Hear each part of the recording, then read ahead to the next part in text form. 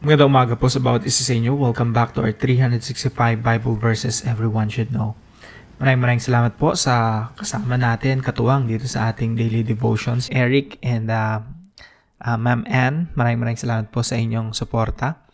At hello po kay Jerry, JC Dicen, Arnold Delfina, Orly, Dane, Henry, Glenda, Alex, Ferdinand, Angel, and happy birthday kay Miko.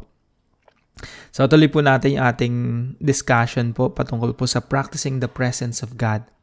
I hope lumalalim po tayo sa pagkaunawa ng kahalagahan ng presensya ng Diyos at paghahanap sa presensya ng Diyos. Umaga pa lang, pagising natin ng umaga, hinahanap natin yung presensya niya. No? Dumudulog tayo sa Diyos sa pamamagitan ng pananalangin, lumalapit tayo sa Kanya, inuunawa natin yung Kanyang salita, at mas lalo tayong lumalago sa pagkakakilala sa Diyos. So yung verse po natin, tatalakayin po natin ay magmumula po sa Genesis chapter 39 verse 2. Ito po ay patungkol kay Joseph. Sabi po rito, the Lord was with Joseph so that he prospered. Ginabayan ng Panginoon si Jose, kaya nagtagumpay siya. Doon siya nakatira sa buhay ng amo niyang Ehipsyo na si Potiphar. So dito po yung pinakasekreto kung ba't nagtagumpay si David, si Moses, si Joshua, and this time po si Joseph. Kasi po yung presensya ng Diyos, sinamahan sila. And dito po si Joseph, kahit lahat ng nangyayari sa kanya, disadvantages sa mata ng tao. Puro pangit yung nangyayari sa buhay niya. Pero dahil kasama niya ang Diyos, nagtatagumpay si Joseph. Umuunlad lahat ng ginagawa ng kanyang mga kamay. So ito po yung teaching natin ngayong umaga. God's presence is all we need in the midst of adversity. Sa lahat ng mga pagsubok, yung tipong lahat ng bagay parang salungat sa'yo. Lahat kalaban mo. Lahat para kang lumalangoy ng pasalungat sa agos ng ilog. Sa mga ganong pagkakataon, presensya ng Diyos lang yung kailangan natin. Si God lang yung kailangan natin. Magtatagumpay tayo. Si Joseph po, kung alam niyo yung istorya po ni Joseph, no? Sobrang daming mga pangyayari dito sa istorya ni Joseph.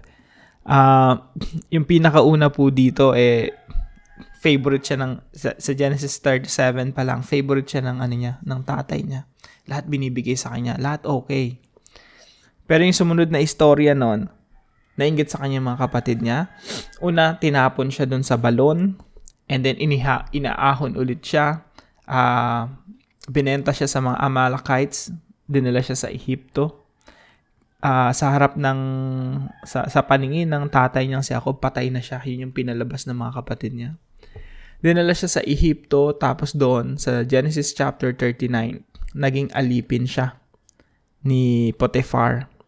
So, yung amo niya, yung Egyptian na si Potiphar, pero bagamat naging alipin siya dito sa lugar na ito. Dati master siya, ngayon alipin sa lugar na ito. Bagamat ganun yung nangyari sa kanya, siya ay pinagpala ng Diyos, pinagtagumpay ng Diyos sa lahat ng kanyang ginagawa. So, siguro sa modern time, no, sa panahon natin ngayon, yung kagaya ni Joseph, sila yung mga OFWs. Yung mga napilitan magpunta sa ibang bansa para maghanap buhay. Si Joseph naging OFW siya, so to speak. Mula sa Canaan, nagpunta siya nagpunta siya sa Ehipto. At doon siya nagtrabaho. Nangamuhan siya, pumasok siya doon sa bahay ni Potiphar. Pero pinagtagumpay siya ng Diyos, sinamahan siya ng Diyos. Against all odds, in the midst of adversity, in the midst of suffering, presensya lang ng Diyos yung sumasama sa kanya, pero nagtatagumpay siya. God's presence is all we need in the midst of adversity. Pangalawa po, God's presence is all we need to flourish and prosper. Alam niyo po yung salitang flourish, napakaganda yung flourish yung bulaklak, no? Pag nakatanim yan, yung bulaklak na yan nagfo-flourish. Ibig sabihin, namumukadkad, gumaganda, nagde-develop, umuunlad. Ang kailangan lang po nating Ang kailangan lang natin sa buhay, yung presensya ng Diyos para mag-flourish. Siya yung matabang lupa natin. Kahit saan tayo ilagay sa parte ng mundo, kahit anong sitwasyon natin, pag yung presensya ng Diyos kasama natin para tayong itinanim sa matabang lupa, namumukadkad, umuunlad, nagpa-prosper. Makikita po natin yan sa buhay ni Joseph, no? Kahit saan siya mapadpad. Actually, sa istorya ni Joseph, ano pa siya nung nandun siya nagtatrabaho sa bahay ni Potiphar, siya ay naging pinakamataas yung posisyon niya sa lahat ng mga alipin ni Potiphar. Lahat pinagkatiwala sa kanya, maliban na lang sa asawa niya. Now, yung asawa ni Potiphar, laging inaakit si Joseph.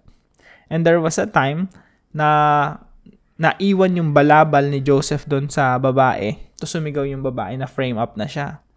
Sabi niya, nire-rape ako nitong Hebrew na ito, ni Joseph. And later on, etong si Joseph, pinakulong ni Potiphar. So, isipin niyo yung mga ganong sitwasyon. Pinakulong siya successful na siya sa bahay ng Egyptian na yon ni Potiphar. Na-frame up pa siya, inapi siya, nakulong siya. Pero dito sa kulungan, nag-flourish na naman siya. Nag-prosper na naman siya. Alam niyo po anong sabi sa Biblia, bakit ganon? Dito sa Genesis chapter 39, sinasabi po rito, ngunit si Jose, bagamat siya pinatapon na sa bilangguan, ngunit si Jose ay hindi pinabayaan ni Yahweh. Yun yung sekreto doon Yung presensya ng Diyos nasa sayo. Ang bantay ng bilangguan ay naging napakabait sa kanya. Si Jose ay ginawa niyang tagapamahala ng lahat ng mga bilanggo. Narating niya na naman yung pinaka-peak, pinaka-highest point ng career kahit na nandun na sa bilangguan. Yung pinakamataas na posisyon doon. Ginawa siyang tagapamahala ng lahat ng mga bilanggo at siya ang tanging tagapagpasya kung ano ang gagawin sa loob ng bilangguan. Nag-prosper na naman siya. Kaya po, hindi mahalaga kung nasang lugar ka Ang mahalaga, nandun ka sa presensya ng Diyos. At ang presensya ng Diyos nagsisilbing matabang lupa sa isang bulaklak para mag-flourish. So, ang presensya ng Diyos ang kinakailangan natin para mag-prosper, para umunlad, para magtagumpay. Kaya dito sa verse 23, hindi na halos nakikialam ang bantay ng bilangguan sa ginagawa ni Jose, sapagkat si Yahweh ang kasama nito. God's presence, yan po ang pinakasekreto. Presensya ng Diyos. At pinagtatagumpay siya sa lahat niyang gawain. So, God's presence is all we need to flourish and prosper. Kahit anong sitwasyon, nandun sa bahay ni Potiphar, nakulong, nagpa-prosper pa rin siya. And then number 3 po, God's presence is all we need to turn negative into positive. Sa lahat ng mga negatibong nangyayari sa buhay ni Joseph, lahat yun nauuwi sa isang bagay na positibo. Bakit po? Presensya ng Diyos. Kaya sabi ko nga, kahit anong sitwasyon mo sa buhay, kahit ano pang nangyayari sa iyo, kapag sinamahan ka ng Diyos, lahat ng mga negative pwedeng maging positive. Sa Diyos lang nangyayari yon, na yung negatibong pangyayari sa buhay mo nagiging positibo at naghahatid ng kaluguran sa ating Diyos. So, sa mga kababayan ko na OFW at sa lahat ng mga nanonood dito na kasama natin sa daily devotion natin, kahit ano pong pinagdadaanan natin, kahit anong negative yan sa paningin ng tao, pag sinamahan ka ng Diyos, yung mga negative nagiging positive. God's presence is all we need to turn negative into positive. Now, ano po ang application natin sa mga katotohanan ito? Number 1 po, let's seek God's presence. Hanapin po natin yung presensya ng Diyos.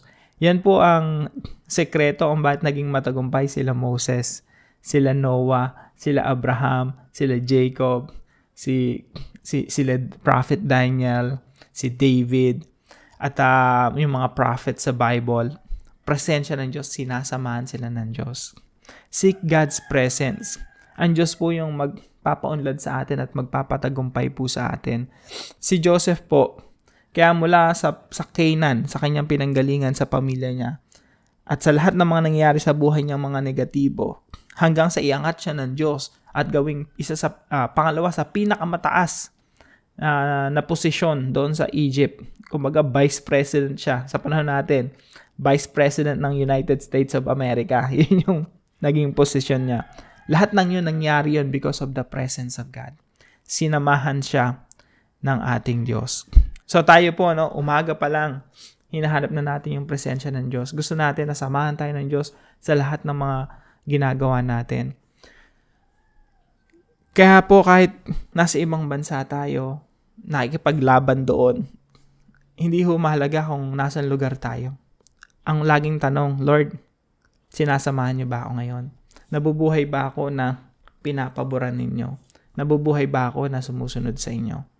So, umaga pa lang, doon nananalangin na tayo, nagde-devotion na tayo, humingi tayo ng gabay sa Panginoon, nakikipag-fellowship tayo sa Diyos, nakikipag-usap tayo sa Kanya, at hinihingi natin yung Kanyang presensya. So, seek God's presence. That is the secret to become victorious in life. Pangalawa po, seek God's guidance. Hinahanap po natin yung gabay ng Diyos. Sabi po rito sa mga talata rito, ginagabayan ng Panginoon si Jose. Kaya naging matagumpay siya. So, sa kahit anong sitwasyon, minsan confused tayo, hindi natin alam kung ano yung direction natin, anong gagawin natin. Let's seek God's guidance. Marami tayong mga desisyon sa buhay. Yung mga desisyon na yan makaka-apekto sa career natin, makaka-apekto sa pamilya natin, makaka-apekto sa atin even short term and long term. So, hinihingi natin yung guidance ng Panginoon. Hinihingi natin yung decision ng Diyos. Lord, saan niyo ba ako dinadala? Please let me know. Let's ask God's guidance. Ang Diyos ang magdadala sa atin. Sa kagaya ng pinag-aralan natin ng nakaraan, tayo mga tupa. Yung Diyos yung ating shepherd at dinadala niya tayo sa mainam na pastulan. We just have to know the will of God and be willing to follow our shepherd, our God. Pangatlo po, let's seek God's purpose. Sa lahat po ng mga nangyayari sa atin, negative, positive, laging may purpose ang Diyos. Sa lahat po ng, kung ikaw, kahit nasan lugar ka ngayon, may purpose si Lord sa'yo. Kahit yung mga nai-encounter mo sa mga tao na mi-meet mo, may purpose si Lord dyan. Yung mga kaibigan mo, kaya naging kaibigan mo yan kasi may purpose si Lord. Sa mga lahat ng nangyaring desisyon sa buhay mo na tama, na nakakalugod sa Panginoon, kahit anong resulta nan, merong purpose ang Diyos dyan. Napakalaga nung sumusunod tayo sa Diyos. We follow God. Kahit anong maging resulta ng pagsunod natin sa Diyos, alam natin, confident tayo na, Lord, sumusunod naman po ako sa inyo. Kaya kung ano man ang maging resulta ng pagsunod ko sa inyo, alam ko, kalooban nyo ito sa akin. At may purpose si Lord sa lahat ng nangyayari sa atin. So, let's seek God's purpose. Hanapin natin yung, hindi tayo gumagawa ng sarili nating purpose. Kasi meron ng purpose ang Diyos. Dinidiscover lang natin. So, let's discover, let's seek God's purpose sa lahat ng nangyayari sa atin. Kay Joseph, tingnan niyo po yung nangyari sa kanya. Napakadami na negatibong nangyari sa kanya, pero lahat yon positive sa paningin ng Diyos. Kasi may purpose ang Diyos. Dinadala ng Diyos pala si Joseph sa isang posisyon na itataas siya at maliligtas yung napakaraming tao sa pamamagitan ng kanyang buhay. So, yung purpose ni Joseph, naitanyag ang pangalan ng Diyos. People glorify the Lord because they were saved. Naligtas sila sa matinding tagutom noong kapanahunan ni Joseph. So, let's seek God's presence. Let's seek God's guidance. And let's seek God's purpose. Para po sa ating discussion, why should we seek God's presence as our top priority? Bakit kailangang hanapin natin ang presensya ng Diyos? Yung nakikipag-fellowship tayo sa Diyos. Yung nakikipag-usap tayo sa Kanya. Nagbabasa tayo ng salita ng Diyos para maunawaan natin yung kalooban niya sa atin. Why should we seek God's presence as our top priority? Yung talagang pinaka-prioridad natin. So, sagutin po natin ito sa ating mga discussion group. And by the way, sa baba ng video na to, merong link para maka-attend kayo sa discussion group natin online. 8 p.m. po yun from Monday to Saturday. So, starting Monday po, magkakaroon na tayo ng open na po yun. So, para po sa ating panalangin, Heavenly Father, I seek your presence. Please be with me. Correct me when I'm wrong. Guide me when I'm confused. Strengthen me when I'm weak. Direct me when I'm lost. Lead me to your purpose. In Jesus' name. Sama po natin ito sa ating panalangin at para po sa comment section kung may natutunan po kayo, ipalam nyo po sa comment section right below this video.